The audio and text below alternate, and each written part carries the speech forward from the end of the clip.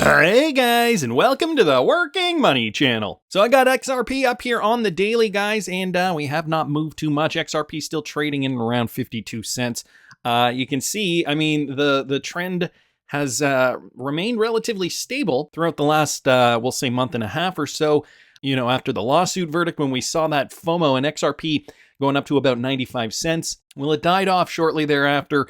And, after this most recent dip, we've just been kind of vacillating, now above 50 cents. So at least that is, better than where we were before the lawsuit verdict. Nevertheless, we still haven't really moved too much. I mean, Bitcoin is going to be first mover, and Bitcoin has been fairly stable. I mean, I'm going to say stable. Bitcoin right now trading at $27,994 per coin. So it's reaching $28,000, guys. But, we're not seeing a lot of volume, not seeing a lot of momentum. We're getting there. We're just grinding to the top slowly but surely. This is not really, any kind of sign of a strong bull run.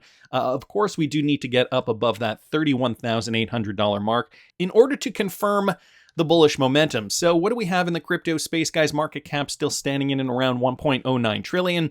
And we haven't really seen too much 24-hour trading volume. It's down a little bit by 4.83%. So staying relatively stable. Bitcoin dominance is slowly creeping up closer and closer to that 50% mark. And we've got fear and greed, guys, over here at 46. So, there isn't really, this is kind of a weird time in crypto when there isn't too much fear, not too much greed. It's kind of the most boring time, unfortunately, in my opinion. You guys can see, too, in the last 24 hours, we haven't really seen, many of these cryptocurrencies moving too much.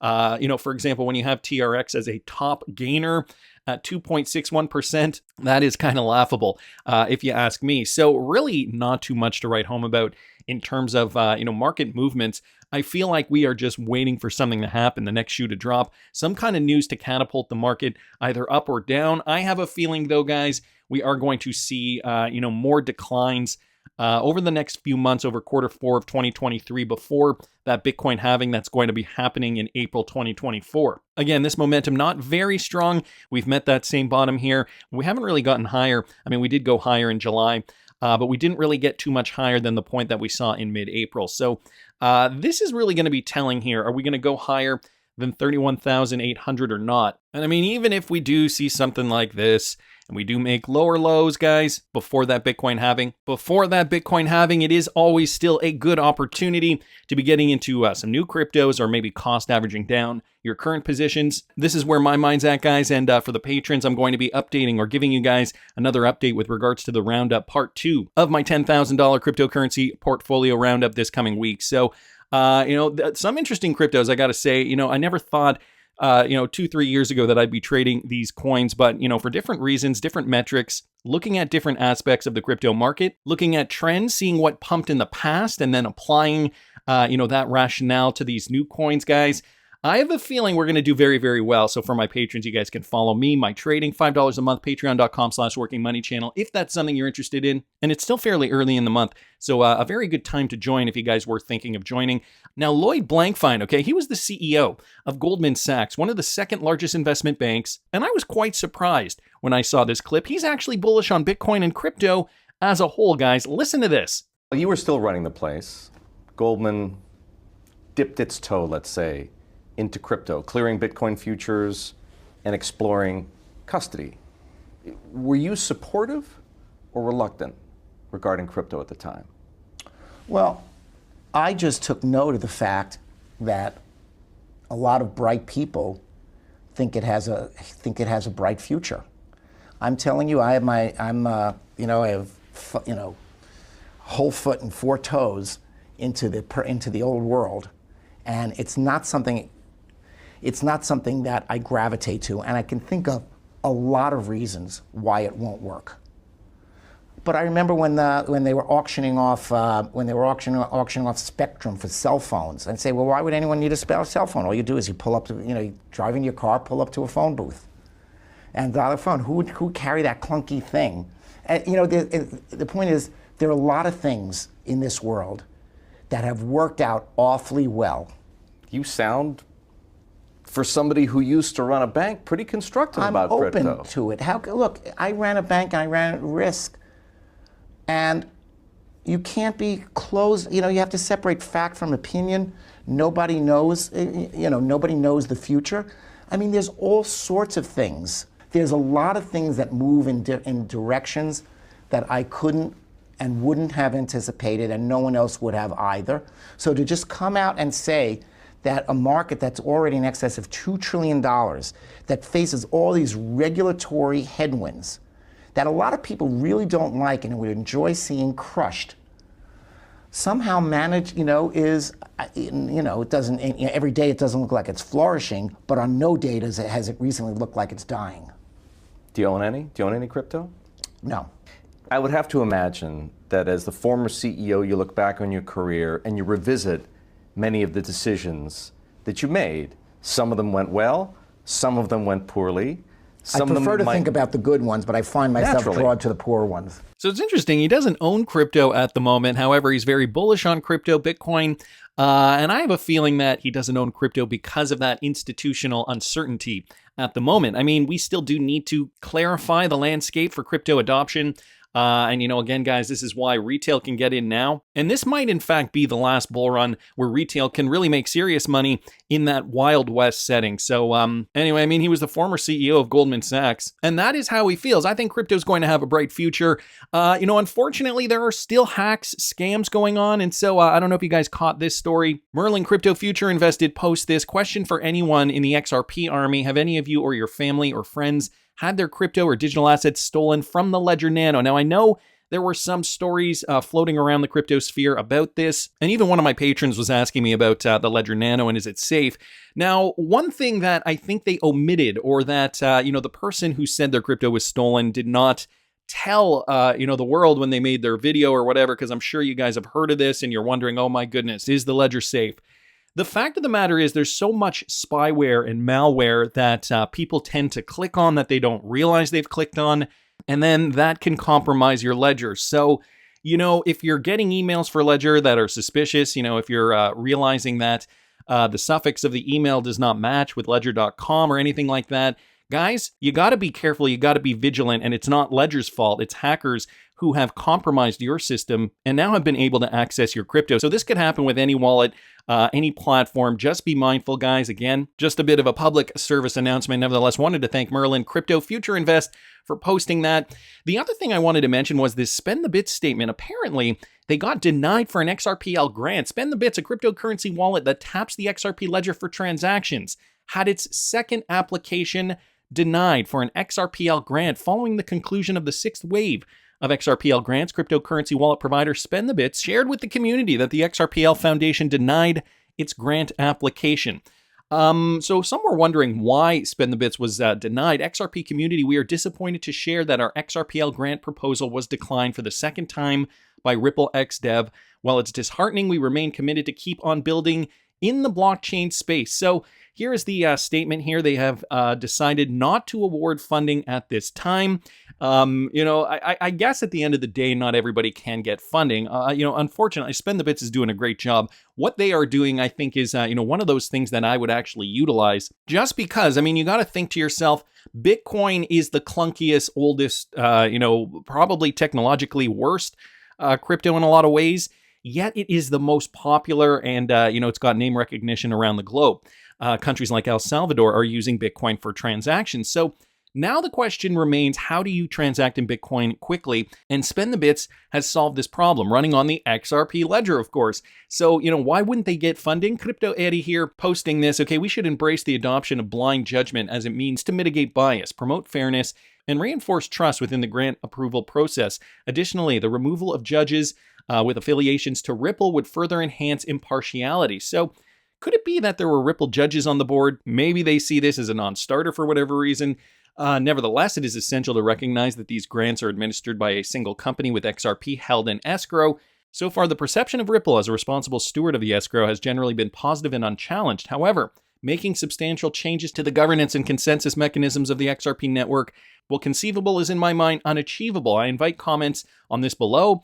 In the context, it's worth exploring alternatives like Join Seed Starter, which operates on a more peer-to-peer reviewed model basis. So giving some other options there. She was responding to Mikkel's tweet, all right, it's time to start asking questions. How in the world did Spend the Bits and X Spectre not get their grants. So, I mean, there's so many people applying for grants too. This is the other thing. You can't just hand out money to everybody.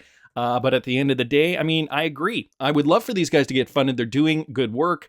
And I mean, I guess, I don't know. What do you guys think? Put it in the comments, or you can join the conversation over there on X with Crypto Eddie. I will link this in the description of the video if you guys have anything to add to this. Wanted to keep moving, guys. Michael Branch posting this with regards to the XRP ledger and updates. David Schwartz had a heated conversation about the pros and cons of this proposed clawback feature. Now, I know this feature a bit controversial, and so David Schwartz in a recent Twitter debate highlighted divided opinions on the XRP ledger proposing a new clawback feature. The conversation between the CTO at Ripple and user Becky's robot dreams about the proposed features, pros and cons became heated somewhat. Becky did target David Schwartz, specifically saying, Joel Katz would rather have an XRPL user pay exorbitant legal fees to recover stolen funds from an issuer clawing back their assets than simply not implementing a clawback function in the first place. This is an opinion brought by a man who just spent millions having Lenny Kravitz play at a party after spending millions more dollars to fight a lawsuit against the government. Let that sink in. Oh, gee, she went there. David Schwartz did respond here. This is just not a rational objection. Without clawback, the issuer would use the existing freeze feature. The user would be in either the same situation or probably worse, because even undisputed amounts would be frozen. And then Becky did respond here. As I've discussed in length, freeze is already a function of the ledger. Clawback is not. Clawback does not need to become one. Freeze would be very difficult to revert on the main net, as this point would require a removal amendment process to be clear. I also think freeze is a trash function that has been abused egregiously on the XRPL over the past 2 years. Not that you've noticed, apparently. Well, the debate continues, and it looks as though she is poking fun at David Schwartz. I don't know if David did respond to that one. I don't see any more responses. I mean, the original response was here, though. There are a lot of different ways this can play out depending on the legal system involved. A private party could bring a legal action against an issuer because the issuer has custody. A private party could try to enforce the court order against the account holder with the issuer. A government entity could do either of those things as well. It's not at all unusual for a person's assets to be in the custody of another. Money, for example, is usually in a bank. So, looking more at this and, discussing this feature. Of course, the XRP ledger is supposed to be open source. And, the idea that clawing back transactions even is, on the table here, I'm sure has gotten at least 40-50% of the XRP community questioning this thing. Anyway, guys, what do you think? Put it down in the comments section if you're interested. Wanted to thank Michael, though, Becky, and David Schwartz just for posting their opinions there. Now, Flip the Chain posted this, guys. Pat Thielen, VP of Strategic Partnerships at Ripple, was recently on a panel with the Bank for International Settlements. So the BIS and Ripple working together on a blueprint for the future monetary system. The BIS and Ripple both talking about tokenization in the new monetary system. I'm going to play you guys this clip. Listen to this. We're tracking, and probably is as exciting as anything, is tokenization of real world assets. If you apply the technology to some of these industries that have been around forever, that are fraught with manual processes and illiquidity and latency, there are some real opportunities to leverage the technology. And I think what's kind of fun to watch is if you think about the real estate or debt capital markets or commodities or even trade finance. I mean, these are spaces where institutions are leaning in because there's so much cost to be taken out of the equation. So there's so much friction, and tokenizing the market could be a beneficial solution. Flip the Chain here, also posting another clip from the BIS. BIS also talking about tokenization as a part of the future monetary system. I will link this in the description. Not going to play you guys this one. And also here, the BIS mentions Ripple in its task force, which we talked about last week. Cross-border payments interoperability and extension task force composition.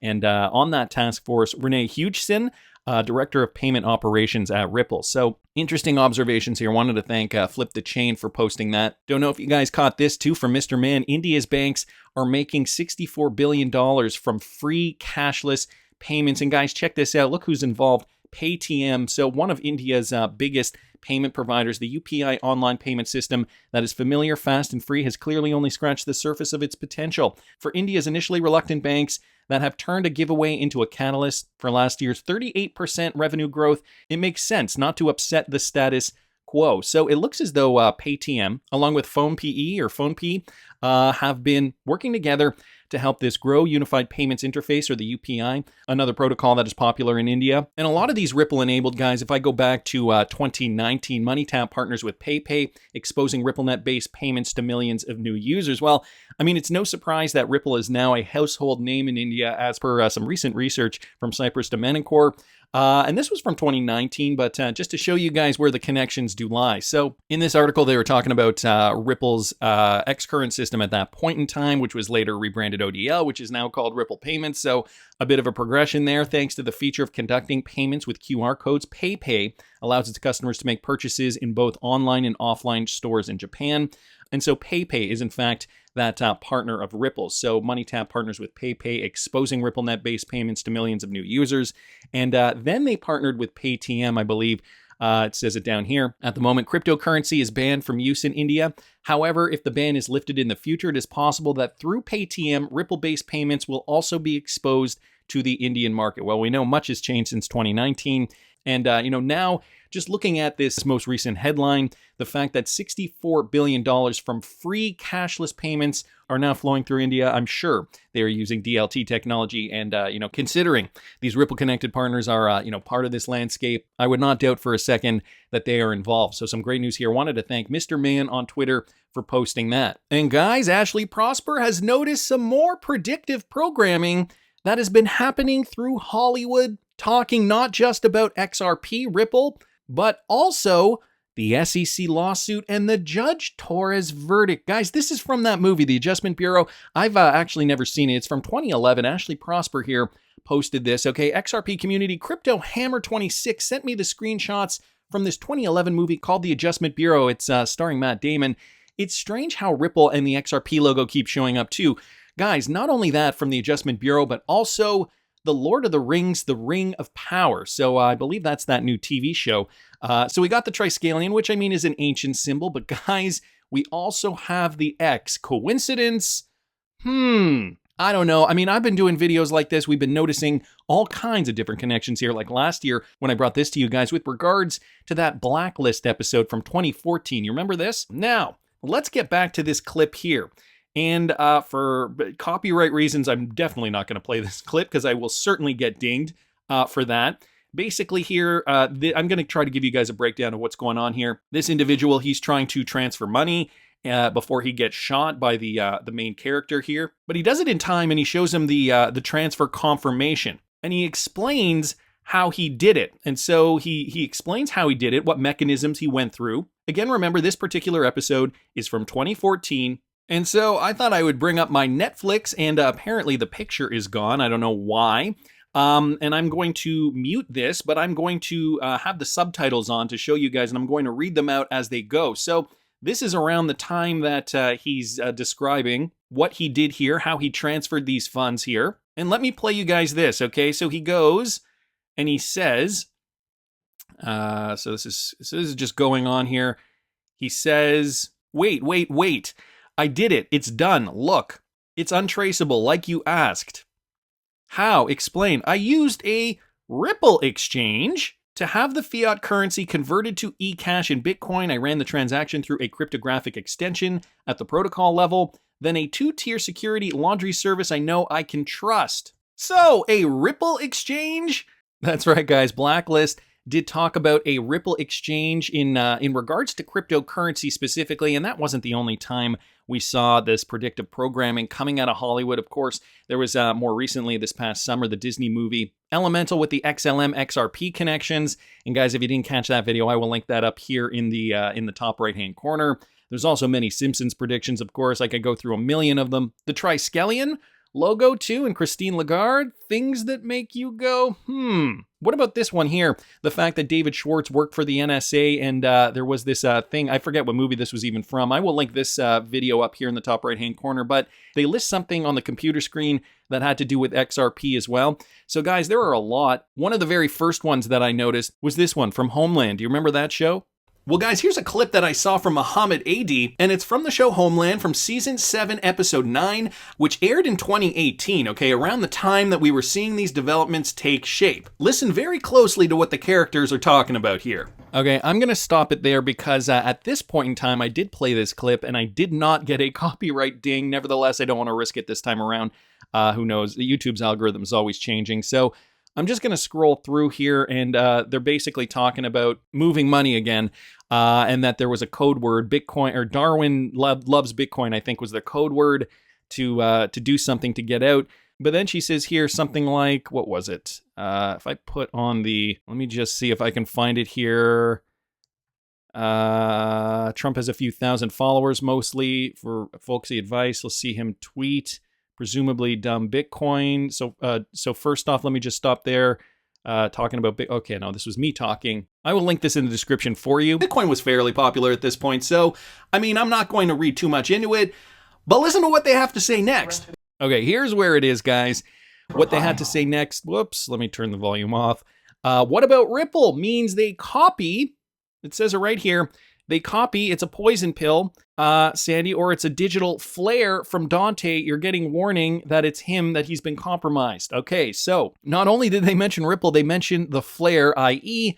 Flare Networks. Now, fast forward to today, guys, and we've been noticing this all over the place. The most recent one, the clip is here. I'm going to link it in the description for you if you want to play it. Luckily, Ashley Prosper here has given us some screen grabs. Endless ripple effects.